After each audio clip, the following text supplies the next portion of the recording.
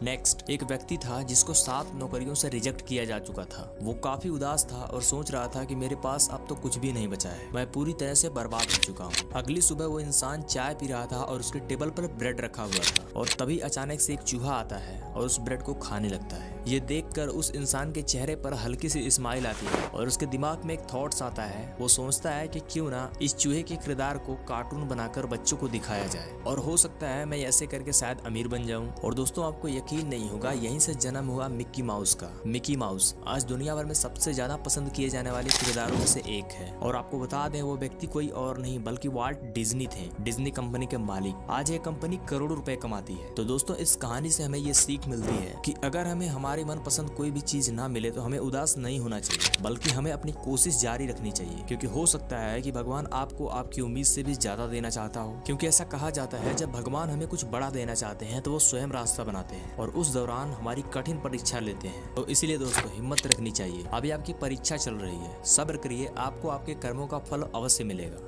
Next, क्या आप जानते हो, चेन्नई से लगभग 60 किलोमीटर दूर एक बड़ा तीर्थ स्थल है जिसको पक्षी तीर्थ स्थल कहा जाता है। ये तीर्थ स्थल चेन्नई के वेदगिरी पर्वत पर मौजूद है, जैसा अभी आप इस वीडियो में देख रहे हो। इस पर्वत पर दोपहर 11 बजे से 2 बजे तक पक्षियों के दर्शन होते हैं। यहाँ पर ऐसी मान्यता है कि यह पक्षी कैलाश पर्वत से होकर आते हैं। इसके अलावा यहाँ पर एक ऐसी मान्यता है कि दोपहर के समय यहाँ पर गरुड़ का एक जोड़ा आता है और यहाँ के पुजारी द्वारा दिए गए भोजन को खाकर वापस लौट जाता है। आपको बता दें, इस नज़ारे का दर्शन करने के लिए दूर दूर से हजारों की भीड़ में लोग यहाँ पर इकट्ठा होते हैं, जैसा भी आप इस वीडियो क्लिप में देख रहे हो। लोक मान्यताओं के अनुसार सतयुग में ब्रह्मा जी के 8 पुत्र भगवान शिव के श्राप के कारण गरुड़ बन गए थे और उनमें से 2 सतयुग में, 2 त्रेता में और 2 द्वापर युग के अंत में मुक्त हो चुके हैं। और कहा जाता है कि अभी 2 बचे हैं जो कलयुग में मुक्त होंगे और ऐसी मान्यता है कि वही दोनों जोड़ा यहाँ पर आते हैं। नेक्स्ट, क्या आप जानते हो, हिंदू धर्म शास्त्रों के अनुसार मौन रहने के बहुत सारे फायदे होते हैं। जो लोग सुबह सुबह मौन रहते हैं उनके जीवन में काफी सकारात्मक बदलाव आते हैं। आपको बताना चाहूंगा, मौन रहने से हमारा चित्त शांत रहता है,